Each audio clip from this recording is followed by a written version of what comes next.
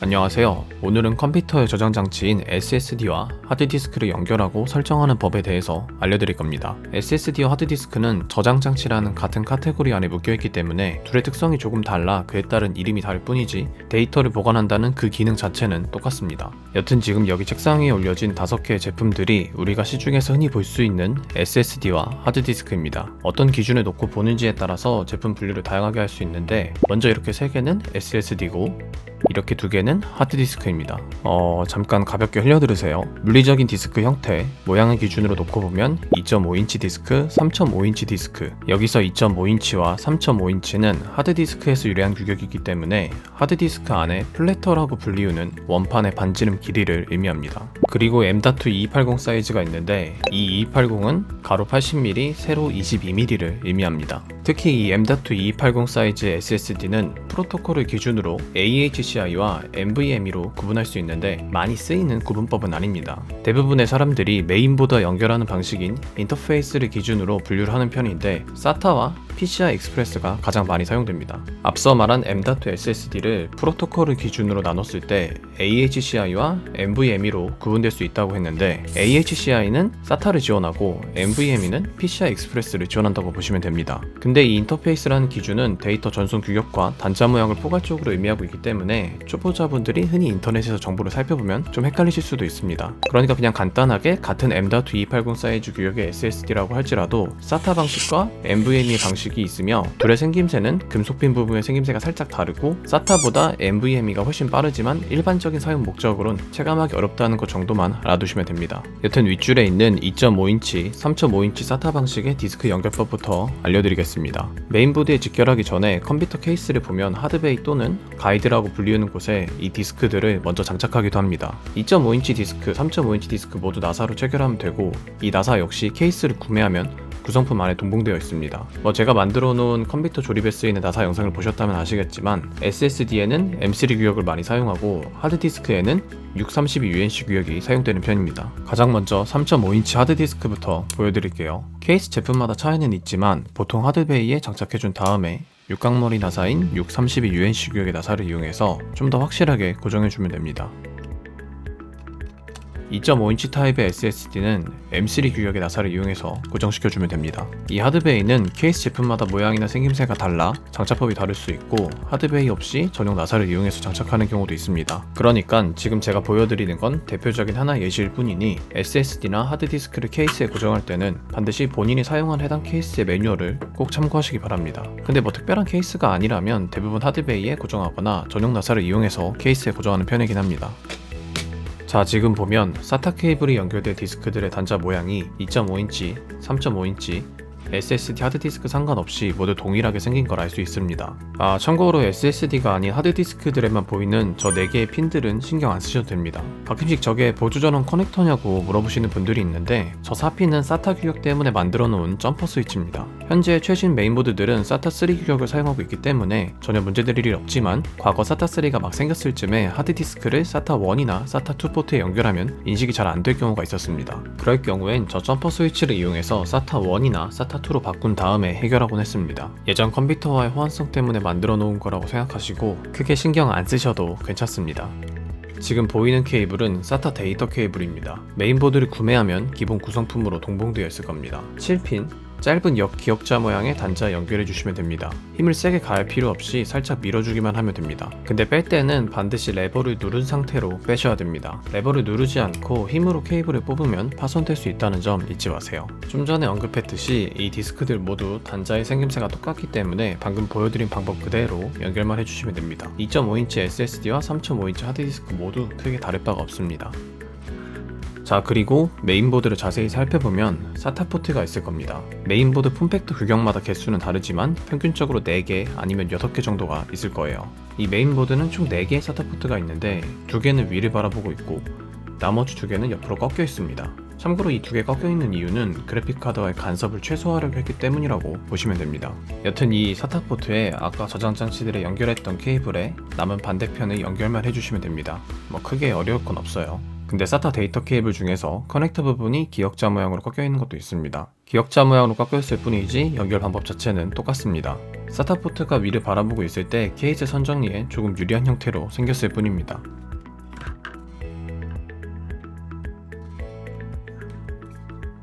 이제 파워 서플라이 케이블을 살펴보면 이렇게 생긴 케이블이 있을 겁니다. 이 케이블은 사타 전원 케이블인데 이 케이블을 방금 전에 연결한 디스크들에 모두 연결해주면 됩니다.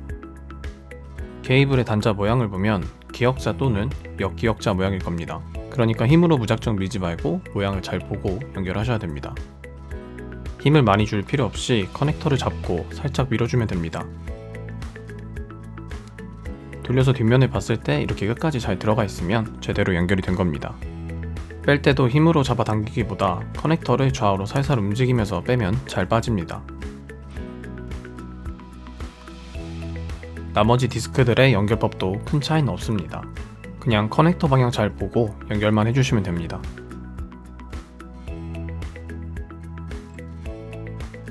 자, 이제 M.2 SSD를 장착해 볼 차례입니다. 지금 보이는 두 제품은 2280 사이즈의 M.2 SSD입니다. 앞에서 말씀드렸듯이 M.2 SSD는 크게 SATA 방식과 NVMe 방식이 존재하는데 육안으로 확인할 수 있는 큰 차이점은 금속핀 접점 부분입니다. 왼쪽에 있는 M.2 SSD는 홈이 2개가 있고 오른쪽은 홈이 1개만 있습니다. 홈이 2개 있는 게 SATA 방식의 M.2 SSD이고 홈이 1개가 있는 게 NVMe 방식의 M.2 SSD입니다. 여튼 이 M.2 SSD를 장착하기 위해서는 메인보드에 M.2 소켓이 있어야만 합니다. 이 메인보드 같은 경우에는 위아래로 2개 정도가 보이네요. 참고로 M.2 소켓 위치를 잘 못 찾는 분들을 위해서 알려드립니다. 보통은 딱 봐도 눈에 보이는데 메인보드에 따라서 M.2 소켓에 기본적으로 방열판이 장착되어 있는 경우도 있습니다. NVMe M.2 SSD 같은 경우에 SATA M.2 SSD 대비 발열이 있는 편이기 때문에 일정한 가격대 이상의 메인보드에선 방열판이 장착되어 나오는 편입니다. 혹시나 NVMe M.2 SSD를 사용할 계획인데 메인보드에 방열판이 없는 분들은 걱정하지 마시고 시중에서 에버크 쿨마커와 같은 3,000원대 저렴한 방열판이라도 장착하시면 됩니다. 그리고 M.2 소켓까지 안 생겼는데 특이한 디자인 때문에 M.2 소켓을 못 찾는 분들도 있습니다. 제품 상세 정보 페이지 또는 매뉴얼 설명서에 M.2 소켓 위치가 적혀 있을 테니 제품을 구매하면 한 번쯤 살펴보는 거 잊지 마세요. 마지막으로 마이크로 ATX, ITX 같이 폼팩터가 작은 메인보드 중에는 메인보드 뒷면에 M.2 소켓이 있는 경우도 있습니다. M.2 소켓을 보면 M.2 지지대 나사가 미리 박혀 있을 겁니다. 위 메인보드처럼 대부분의 M.2 소켓들은 가장 대중적인 2280 사이즈에 맞춰서 지지대가 박혀 있습니다. 혹시나 2260, 2242 사이즈와 같은 M.2 SSD를 사용하는 분들은 지지대 나사의 위치를 변경해주면 됩니다. 영상에 나오는 것처럼 그냥 돌려서 맞는 쪽에 끼시면 됩니다. 근데 뭐 특별한 경우가 아니라면 거의 2280 사이즈일 겁니다. 이제 M.2 SSD를 장착할 건데 SATA 방식과 NVMe 방식 모두 장착하는 방법은 동일합니다. 그냥 영상 보고 따라 하시면 돼요. M.2 SSD를 소켓에 비스듬하게 약 30도 정도의 각도를 유지한 채로 밀어 넣어줍니다. 딱 소리와 함께 장착이 된 걸 알 수 있을 겁니다. 아직 고정 나사로 조여주기 전이라 이렇게 달랑달랑 거리죠. 메인보드를 들어서 보여드리자면 대략 이런 형태라고 보시면 됩니다. 이 M.2 SSD를 고정하기 위해서는 M.2 고정 나사가 필요합니다. 이 M.2 고정 나사는 메인보드의 기본 구성품 안에 포함되어 있을 겁니다. 보통 이렇게 비닐에 밀봉된 상태로 M.2 스크류라고 적혀 있습니다. 물론 M.2 지지대에 미리 박혀 있을 수도 있습니다. 이제 마지막으로 M.2 나사를 조여주기만 하면 끝납니다.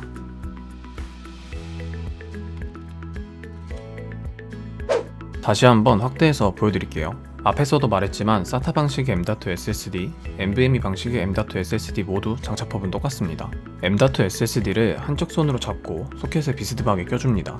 메인보드가 밀리지 않게 소켓 부분을 다른 손에 손가락으로 받쳐주고 살짝 눌러주시면 됩니다. 아직 제대로 고정이 안 되어 있으니 이렇게 달랑달랑 거리는 게 정상입니다. 메인보드를 구매하면 주는 M.2 나사를 드라이버에 껴주시고 그대로 조여서 고정해주시면 됩니다. 그리고 마지막으로 설치한 저장 장치를 윈도우에서 어떻게 세팅하는지 알려드리겠습니다. 참고로 오늘 보여드린 저장 장치들 이외에도 정말 다양한 종류의 저장 장치들이 있지만 일반 소비자 시장에서 대중적이진 않은 편이라 굳이 다루지 않았습니다. 첫 번째, SSD와 하드디스크를 가지고 처음 컴퓨터를 조립했을 때 하드디스크가 안 보이는 경우입니다. 현재 이 컴퓨터는 물리적으로 SSD 1개와 하드디스크 1개가 연결된 상태입니다. 컴퓨터를 조립하고 윈도우를 설치하고 나서 바탕화면의 내 PC를 열어보면 C 드라이브, 그러니까 SSD만 보이고 하드디스크가 안 보일 겁니다. 이럴 경우엔 내 PC 창을 끄고 바탕화면의 내 PC 아이콘을 마우스 우클릭해서 관리를 클릭하세요. 내 PC 마우스 우클릭 메뉴에 관리를 클릭하면 컴퓨터 관리라는 창이 뜰 겁니다. 물론 내 PC 창을 끄지 않고 왼쪽에 있는 아이콘을 통해서도 진입이 가능합니다. 여튼 컴퓨터 관리 창의 좌측 메뉴 중에서 저장소 하위 메뉴인 디스크 관리를 클릭하면 디스크 초기화 창이 뜰 겁니다. 잠시 이 디스크 초기화 창은 위로 올려둘 테니 아래를 봐주세요. 아래를 보면 크게 디스크 0과 디스크 1이 보입니다. 디스크 0은 SSD를 의미하고 디스크 1은 하드디스크일 겁니다. 디스크 0 SSD의 상태는 기본 온라인이지만 디스크 1 하드디스크의 상태는 알 수 없음, 초기화 안됨인 것을 알 수 있습니다. 그러니까 디스크 관리 메뉴를 클릭하고 디스크 초기화 창이 뜬 이유는 디스크 1이라는 하드디스크가 물리적으로 현재 연결은 되어 있지만 운영체제 윈도우가 사용할 수 없는 상태이기 때문에 사용 가능하게 만들어주라고 디스크 초기화 창이 뜬 겁니다. 이제 다시 위에 디스크 초기화 창으로 돌아와서 살펴보면 아래 MBR이라는 마스터 부트 레코드와 GPT라는 GUID 파티션 테이블 중에서 선택을 하라고 나옵니다. 두 형식에 대해서 간략하게 특징에 대해서만 알려드릴게요. 깊게 들어가면 이 두 파티션 형식에 대해서만 10분 이상을 설명해야 될 겁니다. MBR은 GPT보다 과거에 만들어진 형식으로 최대 용량이 2TB로 제한되고 주 파티션 개수가 최대 4개로 제한됩니다. 그러니까 2TB 이상의 용량을 가진 저장 장치는 이 MBR 형식을 사용하면 안 되겠죠. 반면에 이런 한계를 극복해서 나온 게 GPT 형식인데 최대 용량 제한이 없다고 봐도 되고 주 파티션 개수 또한 최대 128개까지 만들 수 있습니다. 그렇다고 MBR이 무조건 안 좋은 게 아니라 용도에 따라서 MBR 형식이 필요한 경우도 있긴 합니다. 예를 들어 UEFI 모드를 지원하지 않고 레거시 모드만 지원하는 바이오스에서 부팅을 해야 되거나 윈도우 7 이하의 구형 운영체제에서 호환성 문제 해결을 위해 MBR이 사용되기도 합니다. 특히 윈도우 XP 32비트 운영체제에선 GPT 형식은 아예 사용이 불가능합니다. 근데 산업용 기기들에서는 아직까지 XP를 사용하는 경우도 간혹 있지만 일반 가정집에서는 아직까지 XP 쓰시는 분들이 있는지 잘 모르겠네요. 여튼 특수한 경우들을 제외하고는 일반적으로 GPT 형식을 선택하고 확인을 눌러주시면 됩니다. 그러면 아래 디스크 1의 상태가 디스크 0처럼 기본 온라인으로 변경될 겁니다. 하지만 아직 끝난 게 아니라 디스크 볼륨을 할당해줘야 사용 가능합니다. 아래를 보면 약 2TB 정도의 용량이 아직 할당되지 않음이라고 표시된 게 보이시죠? 볼륨을 할당하기 위해서는 아래 할당되지 않음이라고 적혀있는 부분을 선택하고 마우스 우클릭 메뉴에 새 단순 볼륨을 클릭합니다. 그러면 단순 볼륨 만들기 마법사 창이 뜰 텐데 다음을 클릭하면 볼륨 크기를 조정하라고 나올 겁니다. 기본값이 최대값으로 설정되어 있을 테니 다음을 눌러주시면 됩니다. 참고로 여기 단위가 메가바이트로 나와서 헷갈리는 분들이 계실 수도 있는데 1GB는 1024MB입니다. 최대 디스크 공간이라고 나와 있는 190만 7711을 1024로 나눠보면 1863이 나올 텐데 아래 디스크 1에 적혀있는 값인 1863GB가 나오니까 문제 없는 겁니다. 여튼 다음을 클릭하면 드라이브 문자 할당이 나옵니다. 원하시는 문자를 할당할 수 있는데 저는 D 드라이브로 표시하기 위해서 기본값인 D로 놓고 다음을 클릭하겠습니다. 변경하고 싶은 분들은 변경하셔도 돼요. 그리고 포맷을 해줄 차례입니다. 많은 분들이 포맷을 초기화 또는 삭제한다고 알고 계시는데 포맷은 컴퓨터 저장 장치에 자료를 저장할 수 있도록 시스템 파일 형식을 잡아주는 것을 뜻합니다. 시스템 파일 형식은 운영체제마다 여러 가지가 존재하는데 위에 나와 있는 NTFS는 윈도우를 사용할 때 주로 사용됩니다. exFAT도 사용 가능하긴 하지만 USB 메모리나 외장 하드 같은 이동식 디스크에 주로 사용되고 NTFS 대비 속도가 좀 덜 나오고 불안정하다는 경향이 있어서 내장 로컬 하드 디스크는 NTFS로 놓고 쓰는 걸 추천드립니다. 아래 볼륨 레이블은 라벨, 그러니까 이 디스크 볼륨의 이름을 뜻합니다. 저는 이 디스크를 쉽게 구분하기 위해 2TB 하드디스크로 표기해주고 다음을 누르겠습니다. 마지막으로 설정한 정보를 간단히 확인하고 마침을 누르면 끝납니다. 창을 종료해서 내 PC에 다시 들어가 보면 아까와 다르게 조립할 때 연결한 하드디스크가 설정한 대로 제대로 표시된 것을 볼 수 있을 겁니다. 다음으로 파티션을 나누거나 합치는 방법에 대해서 알려드릴게요. 이 부분부터 보시는 분들도 계실 테니 잠시 끄고 파티션을 관리하기 위해선 디스크 관리창에 들어가야 합니다. 디스크 관리창을 열기 위해 바탕화면 내 PC에서 마우스 우클릭을 눌러주고 관리 메뉴를 선택합니다. 컴퓨터 관리창이 뜨면 좌측 메뉴 저장소 하위 메뉴에 디스크 관리를 클릭해주면 파티션 관리를 할 수 있습니다. 디스크 관리창은 윈도우 검색에서도 할 수 있는데 하드디스크 파티션 만들기 및 포맷이라고 검색해서 열어도 똑같습니다. 검색할 때 하드하고 디스크 띄어쓰기 하는 거 잊지 마세요. 여튼 파티션을 나눌 디스크를 선택하고 마우스 우클릭을 눌러서 볼륨 축소라는 메뉴를 선택합니다. 볼륨 축소 공간을 쿼리하면서 축소 창이 하나 뜰 텐데 얼만큼 축소할지 입력할 수 있는 창이 뜹니다. 전 이 디스크를 반으로 나누기 위해서 전체 크기 190만 7712MB를 반으로 나눈 95만 3856MB를 입력하겠습니다. 앞에서도 말씀드렸지만 1024MB는 1GB예요. 축소 버튼을 누르면 디스크가 입력한 값만큼의 공간과 할당되지 않은 공간으로 나누어질 겁니다. 이제 할당되지 않은 부분을 아까 보여드렸던 것처럼 새로 할당해 주시면 됩니다. 마우스 우클릭 새 단순 볼륨 메뉴를 클릭해서 단순 볼륨 만들기 마법사 창을 통해 작업하시면 됩니다. 아까 설명드린 내용과 똑같으니 빠르게 넘어갈게요.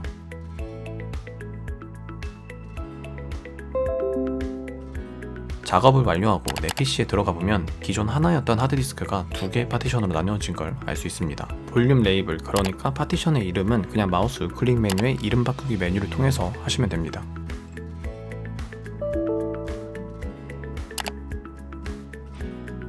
여기서 컴맹분들을 위해 한 가지 짚고 넘어가야 할 게 있는데, 내 PC에서 3개의 로컬 디스크 드라이브가 보인다고 해서 물리적으로도 SSD나 하드디스크와 같은 저장 장치가 3개로 연결되어 있지는 않다는 겁니다. 지금 보이는 것처럼 단순히 이 창만 보고서는 몇 개의 저장 장치들이 연결되어 있는지 알 방법이 없습니다. 예를 들어 지금 보이는 내 PC 화면만 놓고 가정을 해보면 방금 보여드린 것처럼 2개의 저장 장치가 연결되어 있는데 한 개의 하드디스크를 2개로 나눠서 사용할 수도 있고, 단순히 3개의 저장 장치를 파티션을 나누지 않고 각각 사용했을 수도 있고, 한 개의 저장 장치를 3개의 파티션으로 나눴을 수도 있는 겁니다. 그러니까 컴퓨터에 설치된 저장 장치의 개수를 정확하고 확실하게 알려면 내 PC가 아니라 이 디스크 관리 창을 실행시켜서 디스크가 몇 개 있는지 확인하셔야 됩니다. 현재 이 디스크 창을 예로 들면 디스크 0, 디스크 1로 총 2개의 저장 장치가 연결되어 있는 걸 알 수 있습니다. 참고로 설치된 저장 장치의 종류가 M.2 SSD, 2.5인치 SSD, 하드디스크인지 그 종류를 알려면 소프트웨어적인 방법보단 직접 컴퓨터 본체 뚜껑을 열어서 확인하는 게 제일 정확합니다. 또 이 디스크 창에는 USB 메모리, SD카드, 외장 하드, 외장 SSD 같은 저장 장치들도 하나의 디스크로 인식해서 보여주기 때문에 내부에 있는 디스크를 확인할 때는 잠시 빼놓으시면 헷갈리지 않을 겁니다. 여튼 이제 다시 파티션을 합치는 방법에 대해서 알려드릴게요. 파티션을 합치기 위해서는 하나의 파티션을 삭제해야 됩니다. 그러니까 삭제하기 전에 미리 백업해두는 거 잊지 마세요. 삭제하려는 파티션의 디스크를 선택하고 마우스 우클릭을 눌러서 볼륨 삭제 메뉴를 클릭합니다. 볼륨 삭제를 누르면 나름 친절하게 백업하는 안내사항이 나올 겁니다. 다른 곳에 데이터를 보관하셨으면 얘를 눌러주세요. 얘를 누름과 동시에 볼륨 삭제라는 파티션이 할당되지 않음으로 변할 겁니다. 그리고 이 할당되지 않은 빈 공간과 합치고 싶은 파티션을 선택하고 마우스 우클릭을 눌러서 볼륨 확장 메뉴를 클릭합니다. 볼륨 확장 마법사 창이 뜨고 다음을 클릭하면 할당되지 않은 빈 공간이 속한 디스크 1이 선택되어 있고, 해당 빈 공간을 얼마만큼 사용할 건지 선택할 수 있습니다. 기본값인 빈 공간을 남김없이 사용하기 위해서 다음을 눌러보겠습니다. 다음을 누르면 2개의 파티션이 하나의 파티션으로 합쳐진 걸 확인할 수 있을 겁니다.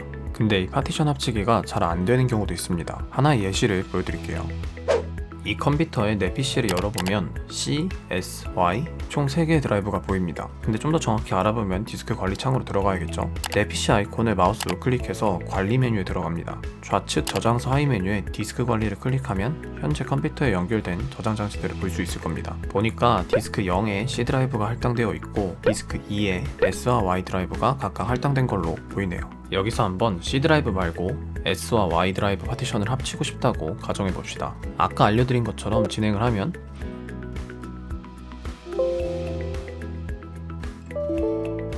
개체가 작업을 지원하지 않습니다 라는 메시지가 뜨면서 파티션 합치기가 안 될 거예요. 합치려는 두 파티션 사이에 다른 파티션이 존재하기 때문인데, 이 파티션이 만약 시스템 파티션과 같은 특정 파티션이라면 볼륨 삭제도 안 됩니다. 윈도우에서 기본적으로 제공하는 이 디스크 관리 툴이 유용하긴 하지만 안 되는 작업들이 몇 가지 있습니다. 이럴 때는 서드파티 앱을 사용해야 되는데 정말 여러 종류의 프로그램이 있지만 개인적으로는 에이오미의 파티션 어시스턴트를 추천드립니다. 유료 버전도 있지만 무료 버전에서도 어지간한 기능은 다 사용할 수 있기 때문에 이 프로그램의 다운로드 링크는 아래 설명란에 적어둘게요. 이 프로그램을 실행시켜보면 디스크 관리 창에서 보던 비슷한 UI를 가지고 있습니다. 한글이 지원 안 되는 게 좀 아쉽긴 한데 알아보는 데는 큰 문제 없을 거예요. 그리고 참고로 디스크 번호가 0번이 아니라 1번부터 시작하니까 그것도 헷갈리시면 안 됩니다. 여튼 로컬 디스크 S 드라이브 파티션을 선택하고 마우스 우클릭해서 메뉴 중에서 Merge Partitions라는 메뉴를 클릭하세요. 합치려는 파티션들을 선택하고 OK 버튼을 눌러주시면 됩니다. 그리고 아까 윈도우 기본 기능으로 삭제하지 못했던 시스템 파티션 같은 특정 파티션 또한 마우스 우클릭 메뉴에 딜리트 파티션을 통해서 삭제가 가능합니다. 이제 이 삭제한 파티션 역시 빈 공간으로 바뀌었기 때문에 또 용량에다가 추가하실 수 있는 거예요. 근데 아직 작업이 완료된 건 아니에요. 디스크 관리에 들어가 보면 아직 파티션들이 수정되지 않았고 내 PC에 로컬 디스크 S 또한 용량이 늘어나지 않았죠. 이건 이런 프로그램의 장점 중 하나인데, 실수로 파티션을 삭제했다고 할지라도 왼쪽 상단 메뉴에 어플라이를 누르기 전까진 얼마든지 되돌리기 가능합니다.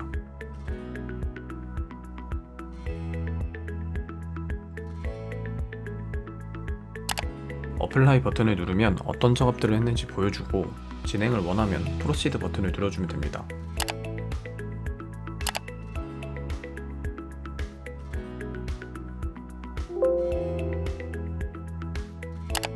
작업이 완료되면 디스크 관리창에도 변경된 내용이 반영되어 있고 내 PC에서도 로컬 디스크 S 드라이브의 용량이 늘어난 걸 확인할 수 있을 거예요. 참고로 이 디스크에 할당된 문자는 윈도우가 설치된 C 드라이브를 제외하면 얼마든지 변경하셔도 됩니다. 디스크 관리창에서 바꾸고자 하는 디스크를 선택하고 마우스 우클릭을 누르면 드라이브 문자 및 경로 변경을 클릭해서 바꾸시면 됩니다.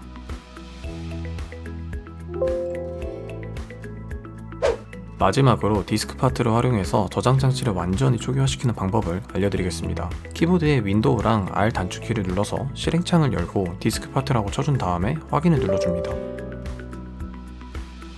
아니면 윈도우 작업 표시줄 검색 아이콘을 클릭하고 그냥 디스크 파트라고 검색하셔도 됩니다. 디스크랑 파트 띄어쓰기 하시면 안 돼요. 디스크 파트 창이 뜨면 리스트 디스크라고 타이핑하고 엔터를 누릅니다. 그러면 아래에 디스크 관리창에서 보이는 것처럼 디스크 목록이 뜰 거예요. 여기서 디스크 1을 완전히 삭제하고 초기화하려면 디스크 1을 선택해줘야 합니다. 디스크 1을 선택하려면 명령어 select disk 1이라고 타이핑하고 엔터를 눌러주세요. 아래에 원 디스크가 선택한 디스크입니다 라고 안내 메시지가 나올 거예요. 이제 선택된 디스크 1을 완전히 삭제하고 초기화하려면 클린이라고 타이핑하고 엔터를 눌러주면 됩니다. 잠시 시간이 지나고 디스크 파트에서 디스크를 정리했습니다 라는 안내 메시지가 나오면 된 겁니다. 디스크 관리창으로 돌아가 보면 디스크 1이 처음 구매해서 컴퓨터에 연결한 것처럼 알 수 없음, 초기화 안 된 상태로 변경되었을 겁니다. 공장 초기화 상태가 된 거죠. 이제 다시 사용하기 위해서 처음에 했던 것처럼 쭉 작업해 주시면 됩니다. 먼저 디스크 1을 선택해주고 마우스 우클릭에 디스크 초기화 메뉴를 선택하면 다시 MBR GPT 형식을 선택하는 창이 나올 겁니다. 이 작업은 아까 보였던 것처럼 똑같이 하시면 돼요.